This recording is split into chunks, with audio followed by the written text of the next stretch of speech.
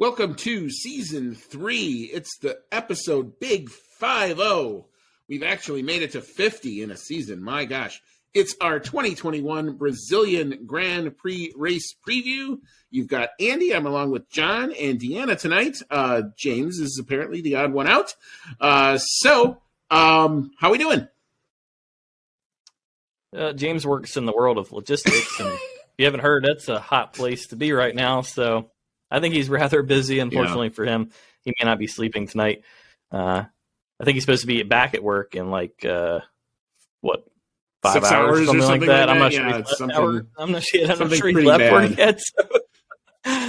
Yeah, I'm doing well. This week's flying by. Got a fresh cup of coffee just to keep things going. But it's the calendar's like wrapping up here, and the big 5-0. It's definitely, I think, the most we've done in a season before, I believe. So, and we're nowhere close to being done. So we're breaking records every time we do this. I love it. Yeah, we got a long way to go, but we're getting good practice. Thanks to all the supporters, because it's definitely helping us to build new products and new fancy tools and sound effects, and we're having a good time with it. So hopefully you guys are as well. But Deanna, how about yourself? Your Dookies won last night. Oh yes, the best night of my life. I had a great time. College basketball is back, and I'm over the moon, and I was just happy that I got to be there and see Coach K's final win in the Garden, and it was a great time. Anyway. Nice. Good that you get to do that. Yeah. Andy, doing all right? Yeah, I'm doing good. It's the middle of the week, but it's an F1 weekend on, believe it or not, my birthday weekend. So I get to have a sprint race on my birthday, so hopefully we get some good results, and that would be an awesome present. If my boys can come through, and there we go. Thanks for that. Happy birthday. Thanks for that. This is also the birthday where I decide that I'm this age forever, because the next one is a big one. Oh, yeah. So, yeah. Anyway. Happy early birthday. Thank you. Deanna's got about 20 years before she gets that one. And Deanna didn't have that problem for a while. So, you can find our show, as always, on Twitter, Instagram, Discord, Reddit, and YouTube at Outlet F1 Podcast. You can find our email as always, is at chatnow@outletf1.com. You can check out our beautiful and lovely website, www.outletf1.com.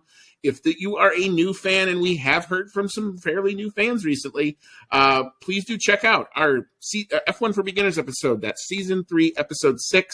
If you want to get read up on what means what and who does what and where and all that good stuff, please do check that out. It's a great episode. We were super happy to bring that to you. Also, you can find our interview with W Series driver Saber Cook before she embarked on this season. Season 2, Episode 2, and Season 3, Episode 21 are the links for that. Please feel free to go check that out. If you're going to your first race next year, please do check out our COTA Experience and Global Motorsports Survey episode. It's our Season 3, Episode 47. We tried to do everything we could to try to get you to be the expert at going to COTA. I've actually checked the box and booked a hotel almost a year in advance. Yikes, I've never had to do that before. I'm still paying more money than I ever thought I would, but at least it's located where I want this time. We're not driving from San Antonio this next year. As always, please do check out Deanna with her Relap channel. Her Mexico race reaction is now up and live. Please go check that out. Deanna, it looked like you had a lot more fun with this race than we did. Yeah, I didn't realize how much you guys were going to hate this. I thought it was fine. I didn't think it was like the greatest race ever, but it was a good race. I was fine. I had a good time. There were things going on. Mostly all my entertainment came from podcasts, but I had a great old time. So I don't know what the massive issue was here, but you weren't alone, it seems, in the hating of that race. But yeah, I thought it was just fine. All right. Well, yeah, we'll have to make sure that you're on for Brazil just in case we have a repeat. You might need to be the light in the dark tunnel that is a boring F1 race. But I feel like even this race compared to what we were getting a few years ago, is miles better. True. I mean, I think that's why this one sucks so much, is because we've now suddenly been accustomed to all these amazing races, and we're like, It's like French when it's GP not all over that, again. then I think it's recency bias. I mean, compare this to 2019 Mexico, and I think it's a much different story. Where that race, I think, was lap one and done. This race there was at least tense throughout, but it wasn't, I wouldn't call it, I would give it like a solid 7 or 6.5 to 7 out of 10, but it's fine. I mean, it's definitely on the lower end of the races this season, right. But I didn't think it was boring. But anyway, that's just me. I also just live in this, I just stare at the timing screens, and I think I just make it to myself, I just talk myself into that this is really exciting. And well, that's what I do with the qualifying is when I'm doing the live tweeting of qualifying, not just whether or not it's a boring session or not. To me, it's super intense because I'm trying to type it all at the same time. So, and the qualifying data screens are so much better where you get all the mini sector time. Yes, yes, exactly. Yes, so take that advice. That's good advice. That's ridiculous. Yes. But it was when George Russell in a spa, and you just saw him greens and purples and greens, and it was just what is that going on? Anyway, right. That's a great moment. That was one of my favorite moments. No, and if you have a bigger tablet device, don't just watch it on your phone. Watch it on an iPad or if you have a Samsung tablet or something like that. It definitely helps to see the big mini sectors versus the thing on the phone, which can be a little truncated. So that would be. Hey, apparently you can do it on your Apple TV now. Yeah, I haven't tried it yet. I haven't tried that either. But you can't do it on Fire TV, which is idiotic because we have to sit through all the AWS graphics, and Amazon doesn't have it, and I don't understand. Anyway. I'm real worked out today. And we're going to keep going here in a minute, so. I have a feeling that we have a venting session coming soon. Yeah. I don't know what topic it's going to be on, but it's all going to come out. Building. She's been building. See, and you probably actually thought that Mexico was boring, but it's just we're going to find the trigger point. Yeah, and that's why you should stay tuned to the rest of this episode. What is the trigger point for all of us today? Just as a reminder, if you would love to join the Outlap F1 Nation, and we have had a multitude of people do that, we still want to have Fernando Alonso driving over your name in Zandvoort. Please feel free to find our link in the show notes. Whatever you'd like to give is awesome. We take it all. We use it to improve the show. You've heard the sound effects, all that good stuff like John was talking about. That's why we're doing it. We haven't taken any money out of this thing yet, so don't worry. It's not going to us. It's going into the show. So please do check out the link in the show notes for that. And finally, with the holidays coming, please do feel free to check out. We are still proud to bring the 20% off and free shipping from the good folks at Manscaped. Please use our code OUTLAP. That's OUTLAP. It's great to get that deal. Get your orders in now. Again, James isn't here because he's trying to make sure everybody gets Christmas. So go ahead and get the orders in now, and let's, help yourselves out. Help us out too. Go spend some money. What was that? I said he needs more work. Go spend some money. Yeah, there you go. Preferably from manscaped.com using code OUTLAP. OUTLAP. Yep. Shameless plug. Yeah, of course. So we had not a huge news week, although there were a couple of interesting stories that brewed up, especially in the last couple of days. One that just actually came out, I think it was yesterday, in response to the Megan Thee Stallion, Martin Brundle social media blow up. And this is a story we haven't really talked about, but it just refuses to go away.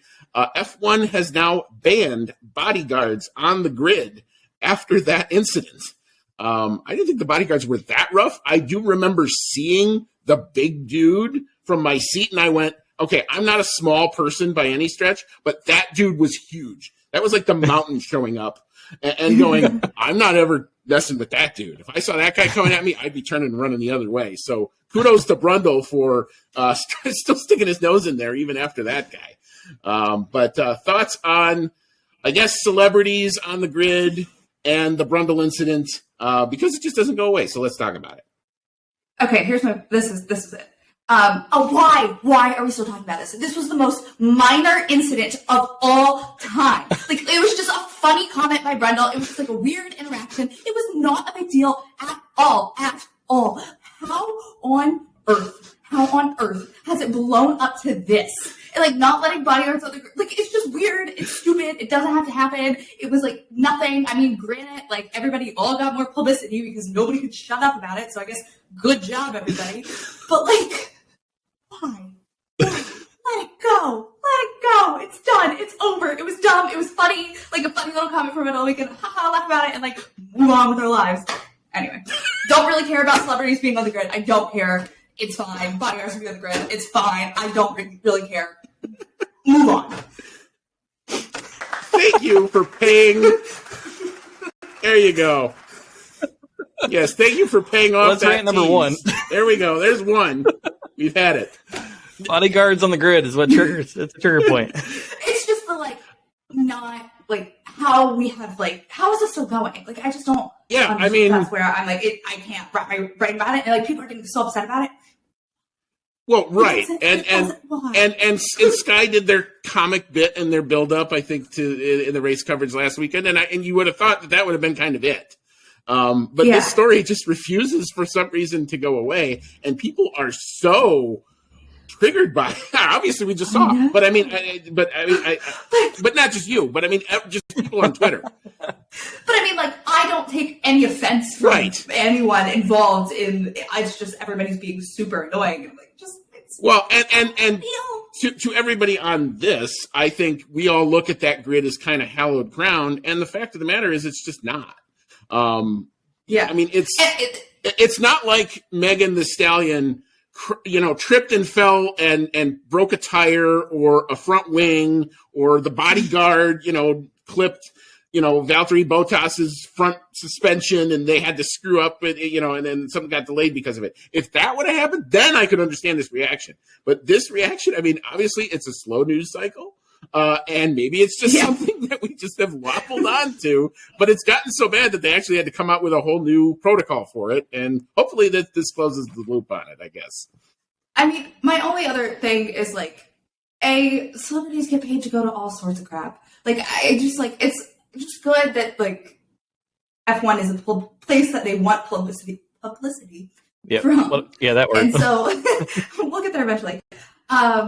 So I think it's like mutually beneficial for both parties. Like, it's fine. It was an awkward interaction. Maybe like he's had much worse. He's had like some of the times when people actually talk to him, like Google his Owen Wilson interview or Google the first time he tried to interview Venus Williams. And they were much more ruder to him than Megan Thee Stallion ever was, or even those bodyguards. Now, granted, he nails the one dude who does look like Malfoy, by the way. But fine. Excellent comment. You laugh, you move on. Exactly. You don't change rules about I can't. Anyway, whatever. It's all dumb. Everything's dumb. Everything's dumb. I'm done. John, any thoughts on this? I don't know. I'm kind of scared. I mean, I feel like if you have to have a body, like, an F1 grid is probably the last place you really need a bodyguard. You would think, at least, right? It's basically just celebrities and then people there doing their job. It's not there's no fans there or anything like that. It's very business-like, and then you have these celebrities walking around. But yeah, I thought the whole thing was rather comical. I agree with you. I don't know why it's still a talking point. I totally agree. I thought it was hilarious when it happened. I thought Brundle's, tagline was, hilarious. It still makes me laugh when I hear it. And I'm sure it'll go down in infamy as like, a tagline for the history books. But yeah, I thought it would just die there and be done with it. So why there's a rule while it's Brundlegate or whatever we're calling it now, I don't know. Did Brundle say, "Hey, I'm not going to go do this anymore"? Or no, he's come out on Twitter and said, "Look, I don't care whether I get 10 minutes worth of TV and I walk up and down, and if somebody talks to me, great. If they don't talk to me, fine, and I move on." And it was good TV. Right. Yeah, and I'm in like a different category because I don't even know. Like, I didn't even know who this woman was, honestly, beforehand. I'm old. I just noticed because of the outfit. Three heavy metal bands, so I don't know who these people are. Well, now a lot more people probably know what F1 is, and a lot more people probably know who Megan Thee Stallion is. It's a win-win. Yes, exactly. So, we're done. All right. So ended the next time we should get the bodyguard and Brundle and do a little cage match or something. That would make for great pay-per-view. But no other real thoughts for me. Okay. I thought the whole thing was comical, and now it's turned into dumb. Yeah, it does have a point at which I think we're there. So, all right, we're tabling that discussion. We're moving on. I guess So I guess we're talking a little bit about a logo here. All right, going on to the next one. Now it's time for Andy's rant. Yeah. So this hybrid branding, I guess, will be prominent now during F1 events. It came out. It's this green F1 style logo. They're not changing the actual F1 logo. Remember when we had the F1 logo gate a few years ago and it looked like something from 3M? Let's not open that door. I don't want to go there. That was a dark place. Yes, exactly. I guess they're going to try to say how wonderful these engines are, even though I'm not a huge fan of the hybrid technology. But I guess you have the stat, you might as well promote it. I mean, yeah, these are, the most efficient internal combustion engines on Earth by a long stretch. So, yes, congratulations. They have accomplished that. They're also cost multi-millions of dollars, and they break really easily. So, there's a reason why Porsche and Audi and a couple other rumored manufacturers have said, hey, we would love to join F1 in a few years, but we will not do it if the MGU-H is still on the car. And there's a reason that the teams are all saying, hey, it wouldn't be that bad to get rid of this thing. It's extremely problematic. It's the reason why Honda sucked for so many years, because they couldn't get the damn thing figured out. It spins at a ridiculously high rate of velocity, and, it would just break constantly. So it's not something you're ever going to see on a road car. And, not the whole point, but one of the big premises of F1 is we develop things that eventually trigger down to road cars. Why manufacturers are involved and interested in F1, because we develop things that eventually they can make money off of down the road. ABSs and turbos and things like that. Like, this is just, it's par for the course. And MGU-H is never going to happen. And honestly, hybrids are kind of on their way out. Nobody's really thinking about hybrids anymore. So, yeah, I don't really get the branding necessarily. But whatever. I don't know. Deanna, thoughts? It's just all goes with their sustainability stuff. So that all the branding looked like it matched to that video they put out a few weeks ago about them moving to sustainable fuels. So it's just an extension of that, and them trying to be like, look, we're more sustainable, especially kind of looking at Formula E being the kind of gold standard on that front, but trying to kind of take that back. And that's kind of such a big thing in the global, I don't know, things everybody talks about. I can never think of words. Well, I think they want to eventually be net carbon neutral, and that's what they're going for. Yeah. So it's just all part of that. It's just part of that branding. It's not a big deal. It's on a couple banners somewhere, and it's what it is. Yeah, I think beyond that. But now you're probably going to see how many. What was that? She's pulling a Toto Wolff over there. And I just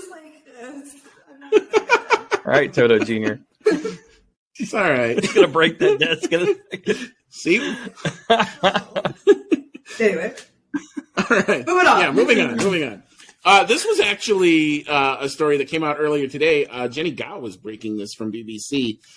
There apparently has been some logistics issues. James, we feel your pain on this one.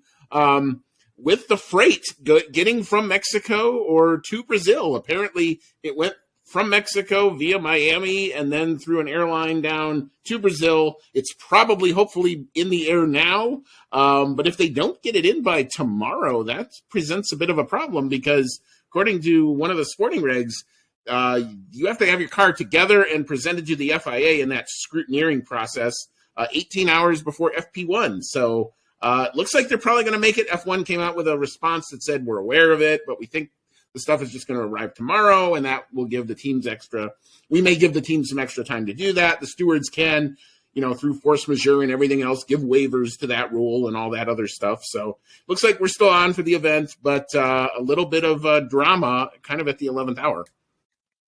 It's almost like triple headers was a bad idea. Yeah. Yeah, it's just one of those things. But it happened in a doubleheader too. It's just, it was unfortunate. Yeah. I just feel for all of the people that are going to have to set that up. They're going to have a very, very late night on Thursday. So good luck to all of them. And we also hope that everybody stays safe because there have been incidents late at night, especially in that Brazil track. So if they are there past their normal curfew, I know that they will probably have that bodyguard will have a job if he wants one. Down in Brazil this weekend. Yeah, definitely. So it just it's a shame, but I'm surprised it hasn't happened before now, just given the insanity of the last year and a half from everything standpoint, but definitely logistics as well. So Yeah, it's with more races coming and tighter schedules next year. It could certainly happen again. But yeah, a lot of people were asking what would happen if they didn't make it.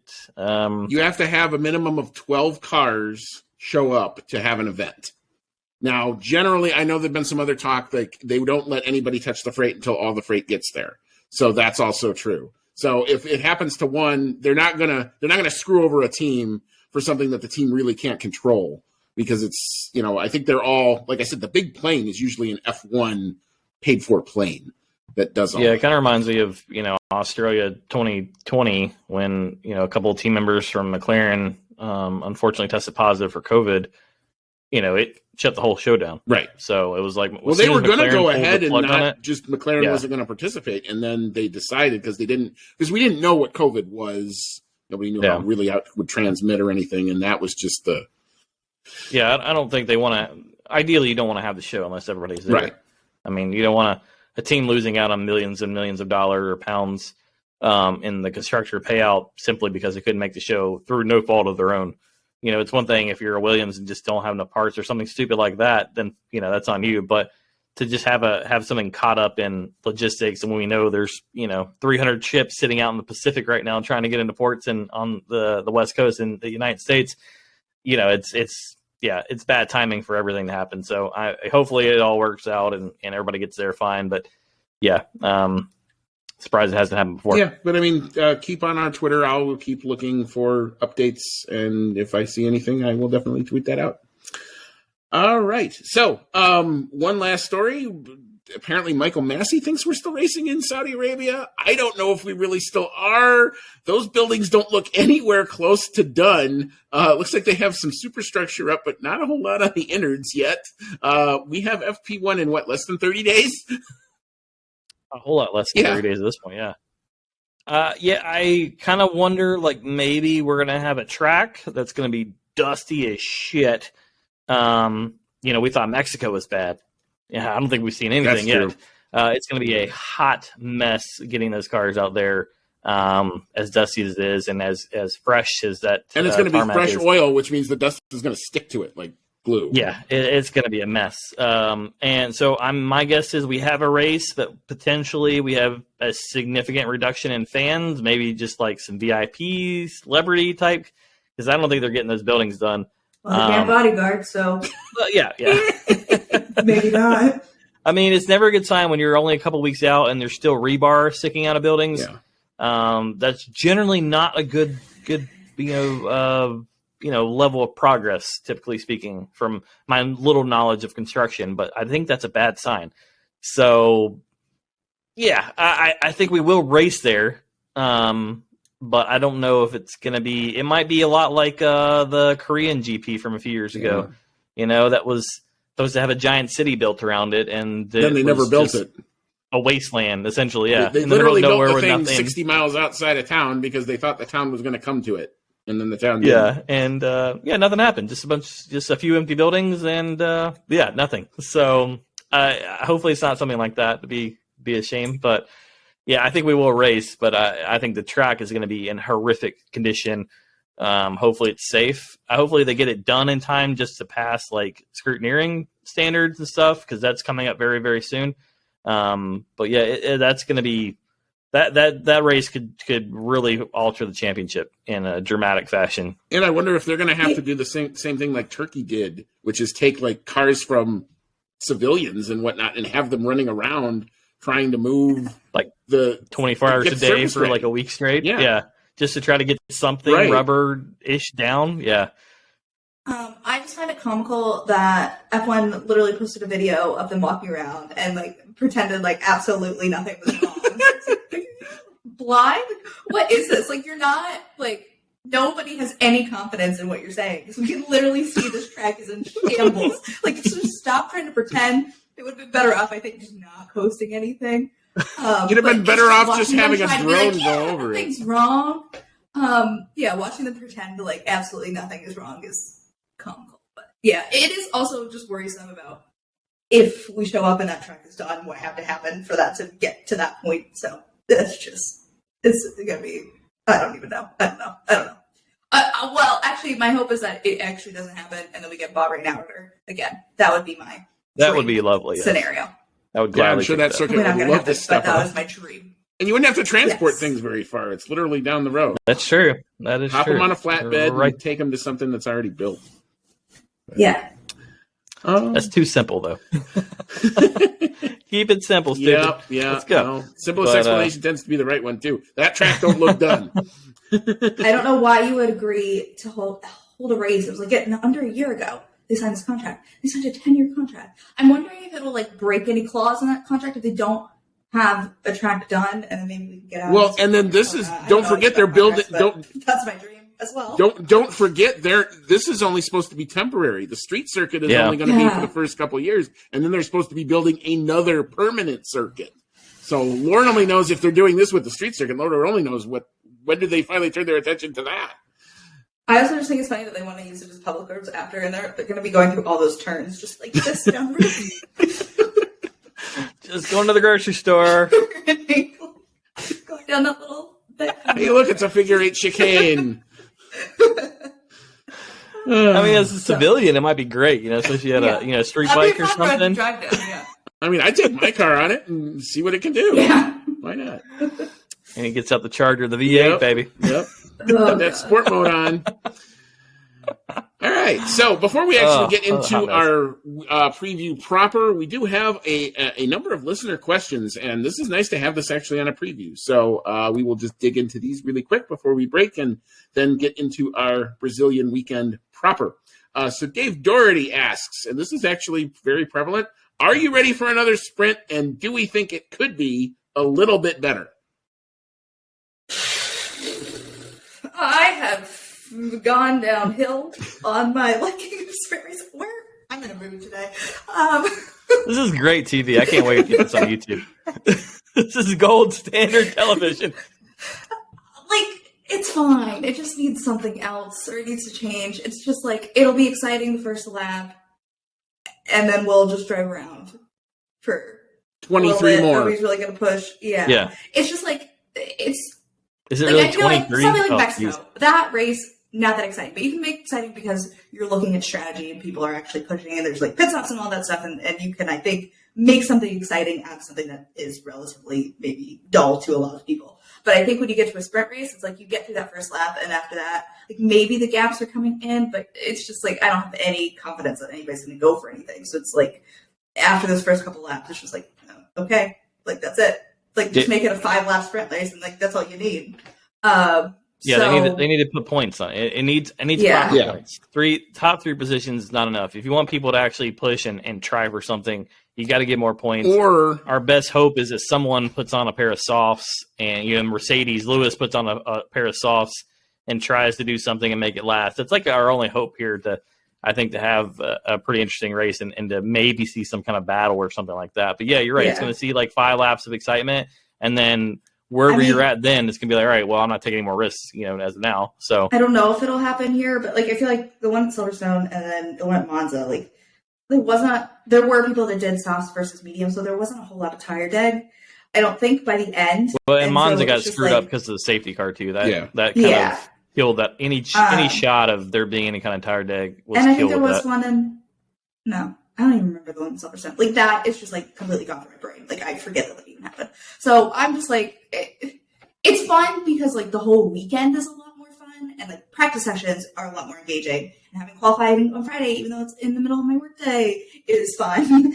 And all that stuff, I think it makes the whole weekend a lot more exciting. But the sprint race itself, I don't love. And I hope when they bring these back, because they are going to bring them back, that they figure out some kind of format change, because what they have right now is not my favorite thing. One obvious one to me would be, if you're taking engine penalties, and we know we've had this slew of penalties these last 2 races, let the sprint race be some way to get yourself out of that hole.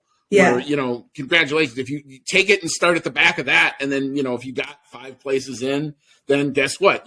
That's where you would line up.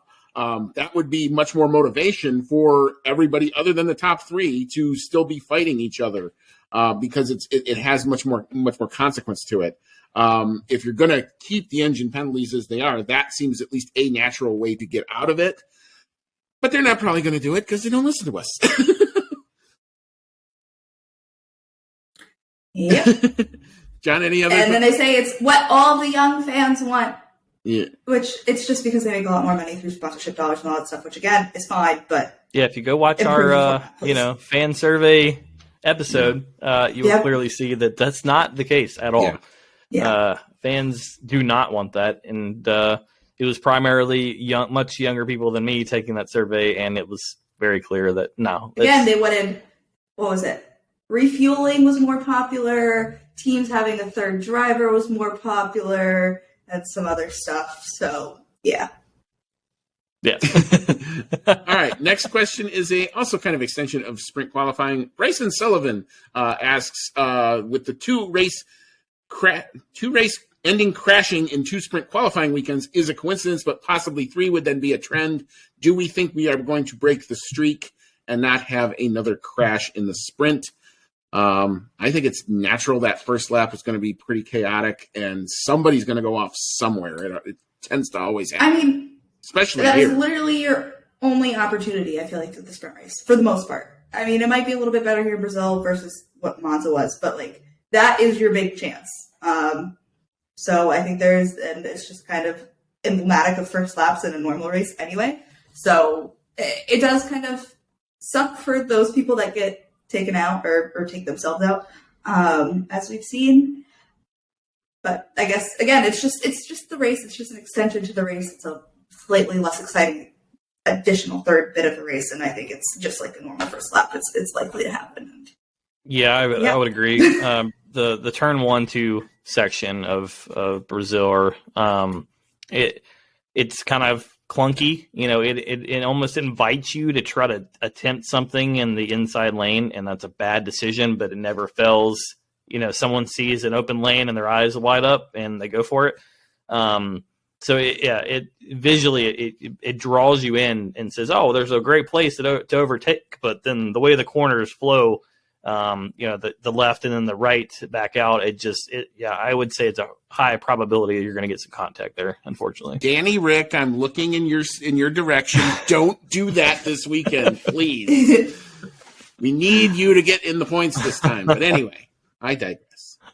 So next question. Marissa, who is a fairly new fan to us, and we thank her for coming on board, asks the following question. The scrutiny that Lewis constantly faces more than any other F1 personality, and to her, she seems that it looks like a lot. His words are picked apart, dissected, and put under a microscope until he offers clarification. Others say more inflammatory or wild shit, and none of them climb out of their holes for clarification. Her example being Christian Horner with his synoded comment, Toto with his pantomime shade, anything Fernando says basically ever, Max calling whoever stupid idiots. What do we think about this? Do we think, number one, Lewis faces more scrutiny, and number two, does the picking apart of things, is it doled out equally, or is it slanted somewhat? Well, the one thing I will say is, yes, that it does definitely seem like Lewis gets the brunt of it, but I feel like at least a part of that is because he's the biggest figure in F1 and has been so dominant for so long. So that just naturally builds up quite a large, not fan base, the anti-fan base, I guess, against him that will come out and just anything he says. And I think those types of fans still exist for all the other drivers, I think, that criticize them, but it's just such a smaller subset and not quite as loud subset. And it's not great. It's not ideal, but I think it just comes with being such a large figure and being so successful as he has been, which is unfortunate. But yeah, I mean, I think it's kind of the positive takeaways, and it's just because he's so amazing at what he does. So. Yeah, I would agree. I mean, his stuff is definitely picked apart more, but like you said, I mean, and it doesn't matter the sport. We see it across all forms of sports, really. Whomever is the face of that sport, anything they say that's slightly off kilter or has any realm of possibility of being twisted, it happens every single time. And like you said, I know Max Verstappen was voted, most popular driver, but in the world, people know there are many more people that know Lewis Hamilton that don't know Max Verstappen still to this day. So yes, he might be popular amongst the new fans and in the world of F1, but in the world outside of F1, Lewis Hamilton, that name is a massive figure in the world of fashion, music, culture, you name it. People know Lewis Hamilton. There's a reason that celebrities flock to him to see every race. There's always massive celebrities in his pit box because people know him. And so, yes, when you are the best and when you are the face of a sport, you're going to get picked apart. Is it fair? Absolutely not. Should he have had to come out this week and clarify his statement with Perez? No, or his teammate. Yeah, if Max says something, it's like, oh, it's in the heat of the moment, and we can't judge drivers on that. If Lewis says something, it gets torn apart, and there's 50 articles written about it and everything else. So, like I said, is it fair? No. Is it going to happen? Absolutely. And when the day comes that Lewis decides that, hey, I want to go do something else, and whomever that next person is, whether that's Max Verstappen, whether that's George Russell, whomever the case maybe, it's moving into that figure, it's going to happen to them too, probably. So I'd be shocked if it didn't, honestly. And like I said, Hamilton's been from his very first race in 2007, he was a massive deal. So you just don't see that level of popularity worldwide that Lewis is able to capture. So like you said, Deanna, it's a positive thing. It just shows the impact and the influence that he has around the world. So yeah, not all positive, but it's part of it. Yeah. No, Lewis has been the lightning rod, and he's the lightning rod because he is one of the few cross-cultural drivers in Formula One. And to your point, John, everybody knows who Lewis is. He's in, he does voiceovers in the Cars movies, for crying out loud. He's basically done everything everywhere. He's got an album out, I think, at some point too. He's done music recordings and whatever else he wants to do. He certainly has the resources to do it. Therefore, what comes with that is that additional spotlight, is some additional scrutiny. I have not heard him put a foot wrong or put his foot in his mouth in a very, very long time. The last thing connected to racing was when he tweeted out the telemetry at McLaren when it was I think his first or second year when he was in the fight with Alonso. And then after that, they locked him down and he went to social media school. He figured it out. So yeah, I don't know that it comes with being who he is. But he's managed to be in that space and thrive in that space. The question is anybody else going to be able to do that once that spotlight shifts? We don't know. That's the interesting part when Lewis moves aside, at least from racing. Like I said last week, you could have a whole lot worse people as the face of your sport than Lewis Hamilton. You think how the sport of NASCAR changed when we lost Dale Earnhardt. I think we're going to see a similar style shift. I don't know which way, maybe good, maybe bad, I don't know. But I think we're going to see some kind of shift in the sport once Hamilton leaves. So, yeah, and I think a lot of it, too, a lot of the scrutiny that people try to put on him, I think a lot of people are trying to just bait him into saying something. And to your point, Andy, the guy is a masterclass at social media. He's very precise in what he says.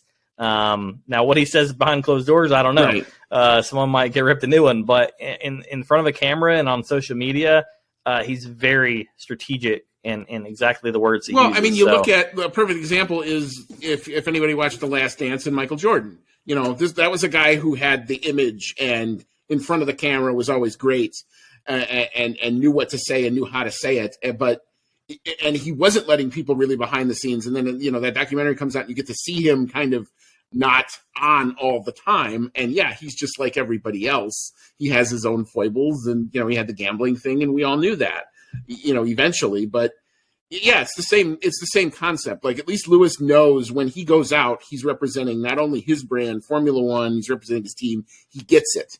Some other people might not necessarily get it at this point.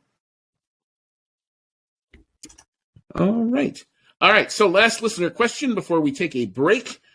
Jennifer, another new fan to our podcast, and welcome aboard. Jennifer says, as a newbie, I learn so much each week, but I'm also left with thousands of new questions as well.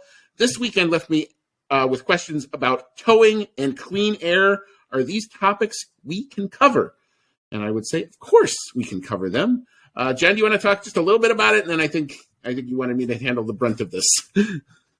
Yeah, I mean, so the thing that we, when it comes to towing, obviously, if you've heard the terminology drafting before, if you ever, especially for the Americans who have ever done, anything in a lot of racing, you hear that terminology, especially in NASCAR, you hear it.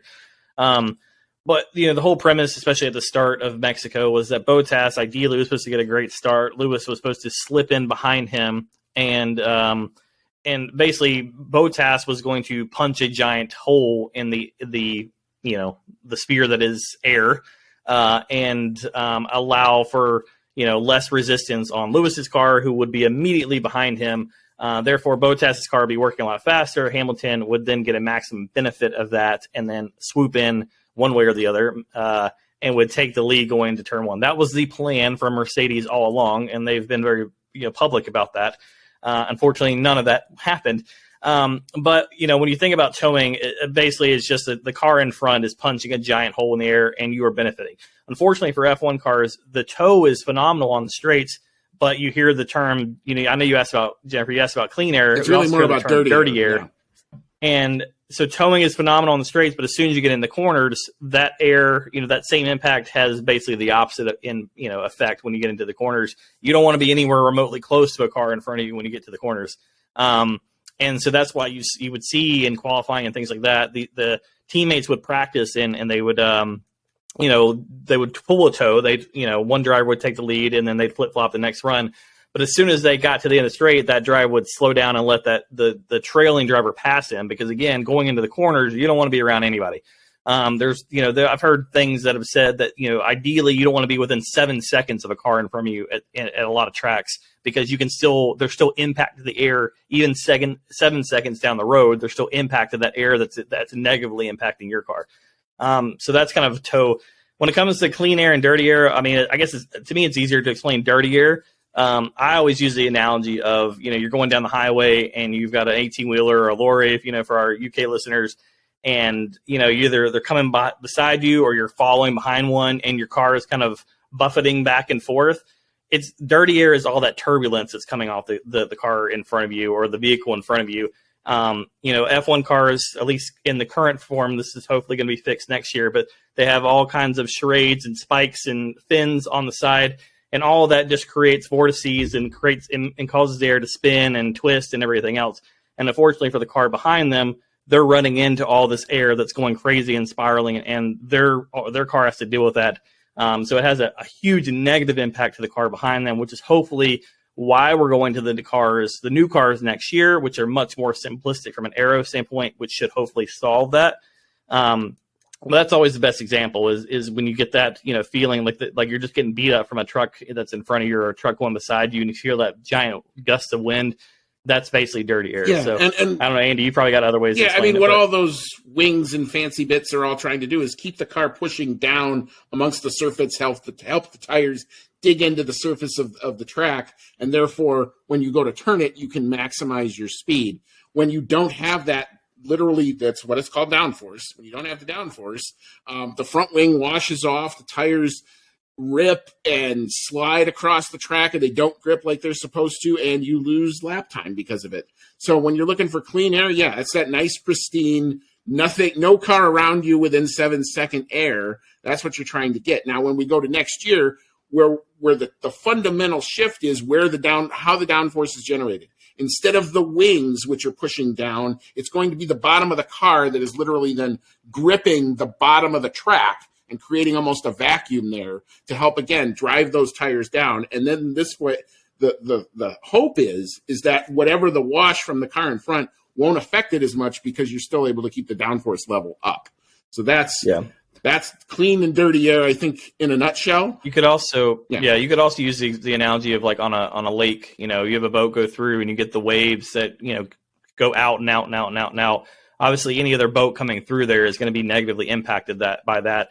You take the opposite of that. Clean air would be, you're the first one on the lake. There's no wind. It's just like a crystal clear, glistening water, and you're just able to full speed ahead and just, glaze, just kind of glide on top of the water. That's clean air, for another analogy there. So hopefully that helps, Jennifer. again, we love these questions. They're, it gives us wonderful things to talk about. And Jennifer, I know you're from the Drive to Survive, wave that's coming in. And so, if you're out there, Jennifer, and to whomever, if you're thinking it, if you're wondering about it, chances are there's probably another million or two other people that are thinking the same thing and wondering the same thing. And, Andy and Deanna and James and I we all learned these same things at some point. So if you're thinking about it, ask it. We would be absolutely thrilled to try to help explain it in the best way we can. So keep them coming. Yep, absolutely. Deanna, any thoughts on clean air, dirty air, or did we get it sufficiently? You got it. All right. All right. So we are going to go ahead. We're going to take our official break. We will come back and we will dig into the track facts, the Brazilian Grand Prix, and, of course, our predictions, which Deanna has made this a whole lot tighter for all of us with her performance last week. So come on back, and we'll get into that. So come on back. All right. Welcome back to Season 3 episode. It's the Big 5-0. It's our Brazilian Grand Prix race preview episode. You've got Andy along with John and Deanna, and we are now going to hop into our track facts specifically about the Interlagos circuit in São Paulo, Brazil. Deanna, tell us about it. Yes, so we are doing 71 laps around Interlagos and with a track length of 2.67 miles or 4.309 kilometers. The tire selection is the middle range of the C2, C3, and C4. For track characteristics, you have traction out of 4 out of 5, braking, tire stress, lateral load, I cannot talk today. Oh my God. Asphalt grip and asphalt abrasion are all at a 3 out of 5. Downforce is at a 4 out of 5. For the qualifying lap record, it was set by Bottas in 2018, and it was a 107.281. And the race lap record was also set by Bottas in 2018, and it was a 110.54. So for the most wins at this track at its current configuration, in fourth is Hamilton and a bunch of other retired drivers tied on 2 wins. Then Vettel has 3 wins. Reutemann and Schumacher are next, tied on 4. And then most wins at this track is Prost with 6. And on the constructor side, we have in third is Williams with 6, Ferrari in second with 11, and McLaren in first with 12. Woohoo! So what is the Interlagos circuit like? Like many pre-World War II tracks, Interlagos features banked corners with the drivers beginning their lap on sort of a half oval. In fact, between 1957 and the track's return to the F1 calendar in 1990, Interlagos could be run as a giant oval. After wiggling through the Senna S and down to turn 4, the drivers then have to go through a snaking infield section with some challenging camber changes before slinging back up the hill and through the banked final turn 5. Weather forecast, and sometimes Brazil can throw some weather at you, but it doesn't look like it's going to be the case this weekend. Qualifying, which again will happen on Friday, we're expecting a high of 74 degrees, intervals of cloud and sun, winds out of the east-southeast at 9 miles per hour, the chance of rain only at 5%. For the sprint on Saturday, we're expecting a high of around 79 degrees, supposed to be sunny, winds east-northeast at 5 to 10 miles per hour with a chance of rain down to 4%. And for the race, high of 83 degrees, intervals of clouds and sunshine, winds out of the north at 5 to 10. So that may be actually something to watch when the wind shifts and in what direction it's shifting. But the chance of rain up to 8%, but probably not. So my guess is we're probably going to have a nice dry weekend. All right, so it is now time for...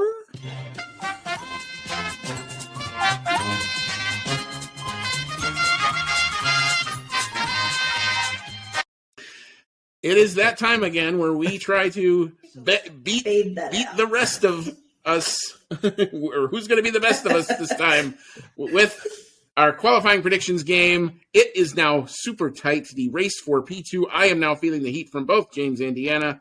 John is still a little bit clear of me. I'm feeling the heat. I don't know what you're talking about. I'm only like 8 points ahead, and we got a sprint weekend, so more points are on order. We're all feeling it at this point.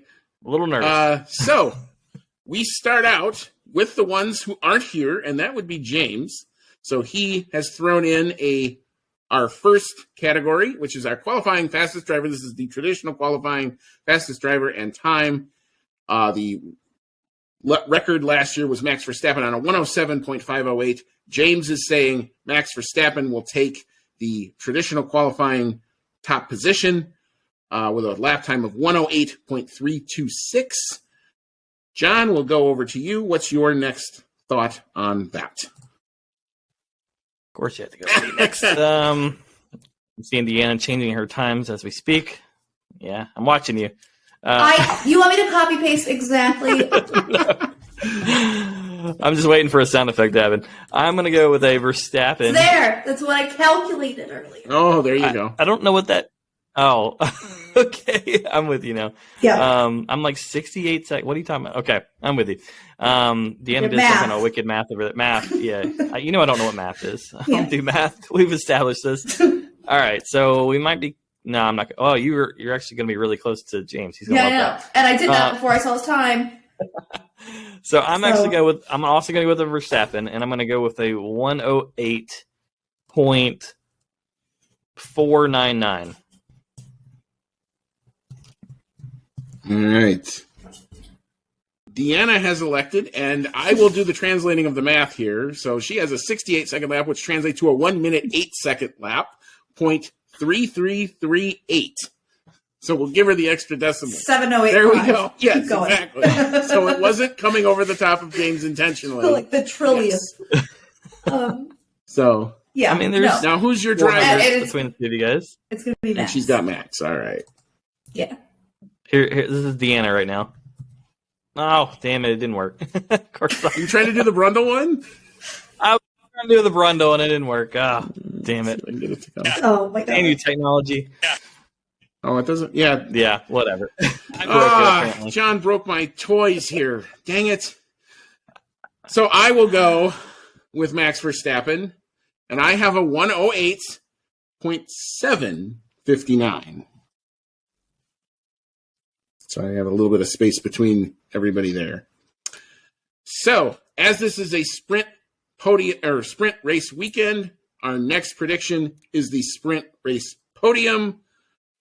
Deanna, I will start with you. I'll give you I'll have James first. James is going Max Verstappen P1, Lewis Hamilton in P2, Sergio Checo Perez in P3 for the sprint race podium. Deanna, what you got for that? I'm doing the same thing as James for sprint and race. It hasn't failed me the past couple races, so Max, Lewis, Checo. Absolutely. Hey, we got it working again. All right. I have Max Bottas Hamilton. Because I think Bottas will stick his nose in where it doesn't belong in this championship battle. So that leaves you, John. You get the advantage of seeing what everybody's done. You are muted. Well, see, technology. Oh. All right. We'll ignore what I just said. I just pretended to read his lips and typed in Latif. I'm just playing mind games with you guys. Okay. Yeah, I'm going to agree with you, Andy. I'm going to go with a Max. I think Bottas, Hamilton. Bottas is quick at this track. And, yeah, he doesn't seem to give two hoots about not helping his boy out, apparently. So there was a picture of him on a beach this week, and I wondered if Verstappen took the picture, if they're just hanging out together. So the double agent that is Valtteri Bottas. So I guess just because we need to, because we're all copying each other in the sprint here.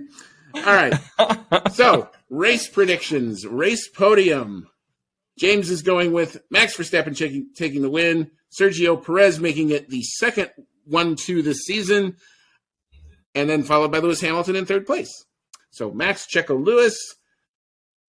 John, it's your turn to go first on this one. What you got? I'm going to go with a Max, Lewis, Checo. Max, Lewis, Checo. In Mexico 2.0. Okay. Deanna, what's your thoughts on the actual race podium? Same exact thing. Max, Lewis, Checo. All right. Well. Great minds, right? That's what we're going with. Well, All right, so change it around. Ouch. So I actually have something. I get so much crap on this show. I have something different. But it was actually originally different. I have Max, Lewis, and because he did it last time we were here, Pierre Gasly, back-to-back Brazil podiums. Guys on great form. I like that. So let's hope that is my wild card pick that gets me some gain on you, John, because I got to get back in this fight somehow. All right, so for the fastest race lap and the driver, James has gone with Valtteri Bottas with a 111.111. So a lot of ones for the number 2 driver at Mercedes. Deanna, what you got for race, fast lap, and the driver? What is this? Math. 71.7078673. So that would be a 111.7078673. See? I can do math. I'm the accountant here. There we go. That's my job. All right. So, John, what's your thoughts on race lap, fastest lap, and the driver? I'm going to go with a 111.708. 111.708. And who's your driver? Oh, no.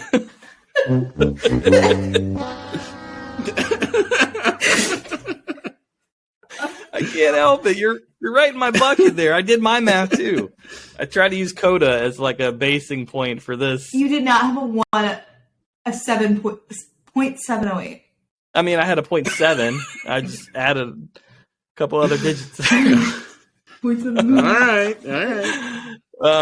I will go with a Bottas. I think he's going to be another sacrificial lamb, whether he wants to be or not. So, right, so who knows? He might get his 9th engine this week. That's true. Just to clarify, Deanna has Max setting that lap, just so we get that out there. I will go with Valtteri Bottas again setting that lap. I think he could be coming in for multiple sets of soft tires at the end of the race again. I do have a little bit different lap time. At least there's a couple tenths difference. I have a 111.587 for that. All right. So for the bonus picks, James had the honor of doing the bonus picks as he had the least amount of points last time out. He picked P5, P11, and P17. His choices for P5 is Carlos Sainz, P11, Sebastian Vettel, and in P17 he has Nicholas Latifi. I will go next. I will throw this out there. We need to get some McLaren bounce back, so I have P5 being my boy Lando Norris. P11, that sounds like Lance Stroll territory. And P17, I think will be Mick Schumacher because I think we will have some retirements. John, what's your thought? I'm going to go with a Sainz P5, a Kimi Räikkönen P11, and a Spins-a-Lot Mazepin, who got kicked out of a bar this week, apparently. It was a Red Bull party. It was amazing. We didn't talk about that on the news, but I thought I'd at least throw it in there because it's funny. In P17. I didn't actually see the video where he got kicked out. I've got people looking at him like he didn't belong there, but I didn't see the video of him actually leaving. Yeah, he was escorted out. Another reason for bodyguards. He was hanging out with Albon, I think, right? I guess. I think it was Albon that was with him. I don't know. It's a Red Bull party. They make Albon go to those, so he's not off his contract yet. Whoever he was with, I think it was maybe Albon, looked very uncomfortable. Like, please get this guy away from me. Okay, I don't know if that's Red right. Bull party, okay. man. Well, the better question is why was Mazepin there? Yeah, that's a good question. Maybe his daddy was paying the bill or something. I don't know. All right, okay. So Deanna, I bought you some time with that. Yeah. Yeah, that was all strategic. I still haven't decided. Is there math involved in this? No. We'll go Leclerc P5.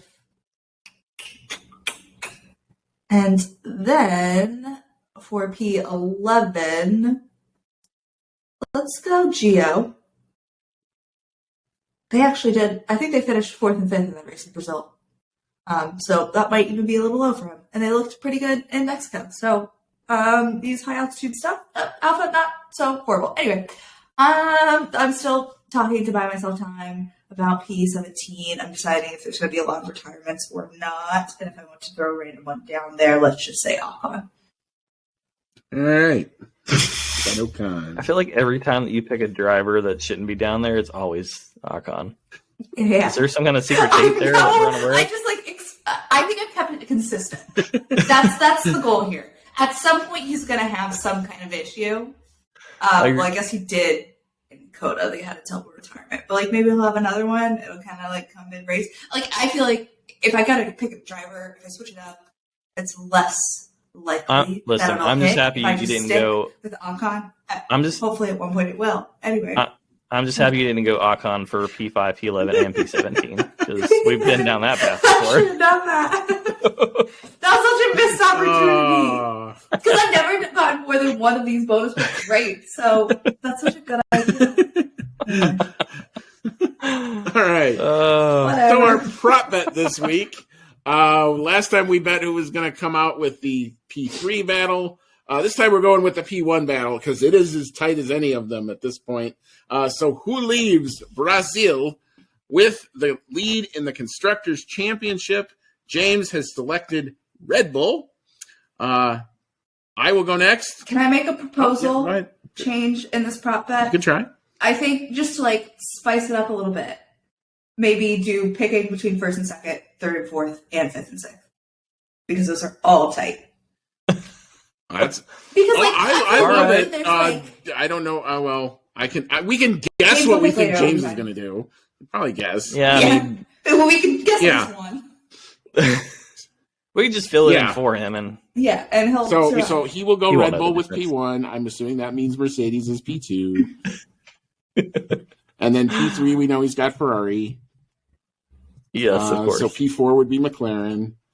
Now, P5, he doesn't like French teams, so we'll give AlphaTauri and then Alpine. We know him so well. He'll be so proud of us of how well we picked for him. I tried for him there. I'll go Red Bull P1 because I do think they will win this track. Wait. Is this just Deanna's way of trying to get more points? No, it's still just 1 point. Is it? I don't know. Yeah. Right. Oh, okay. I thought you were going to try to get 3 points out of this deal. Well... If I do well, then we can... if I do well, I'm all for 3 points. This is why you turn into the review, because we'll actually figure this out by then. So I will go Red Bull P1, which will leave Mercedes in P2. I will go McLaren somehow, some way to come back and get those 13 points, because I have to. So that would be Ferrari. All right, there we go, if I can type. And I actually do like AlphaTauri to beat Alpine this weekend. All right. Deanna, this is your creation. What you got? I have Red Bull and the Mercedes, and then Ferrari, and then McLaren, and then AlphaTauri, and then Alpine. Okay. John, what's your thought? So I guess I'm copying James, I believe, right? So it'd be... Yeah, Red Bull P1, Mercedes P2. I think Ferrari. All three of us have the same thing. P3. All right, this is failed. Wait. Oh, wait, hang on. I'm the only one that mixed it up at all. Yeah, Andy mixed it up. But Andy went McLaren. But still, ahead of Ferrari. This just would have happened either way. Now they're just more elements. I think everybody would have said Red Bull. And so made it more exciting. Then now Andy has said something. So, and if she somehow gets 3 points out of this, she won't hate it. I was going to say, the worst. I was going to say, except for Andy. It's just us, all of us against Andy. So, all right, can we make a pact? If Andy gets it, it's 1 point. If the rest of us get it, can we all agree with that? Yeah, okay, I'm good with that. It only makes sense. See, we all turn on each other. This is what happens. Damn. Entertainment, that's all. Well, tune in to the review where we will try to recap and tally all of this and then debate about how much we're tallying it. Yeah. So, Session times, actually, to actually get some real useful information out there. Practice 1, everything is actually kind of late in the afternoon or early afternoon-ish in the U.S., except for the practices. So practice 1 kicks off 10:30 a.m. Eastern.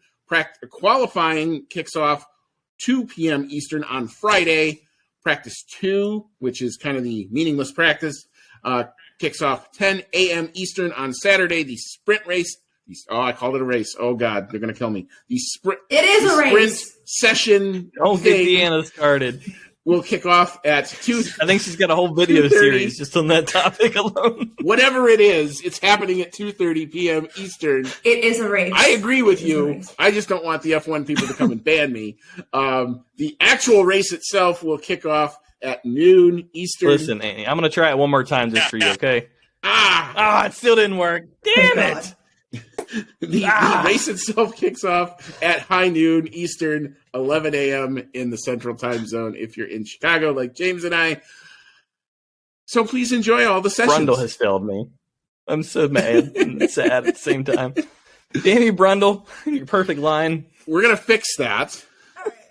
I think we've got Deanna. Her hand is over her face. I think we're going to have to give a refund to our Outlap F1 supporters for tonight. This episode has gone off the rail in a few different ways. No, it's time to end. Yeah, it's time for it to end. We have no more final thoughts. I'm just going to take us out. May all your laps be fast, and please, for the love of God, please still tune in on Sunday. Thanks.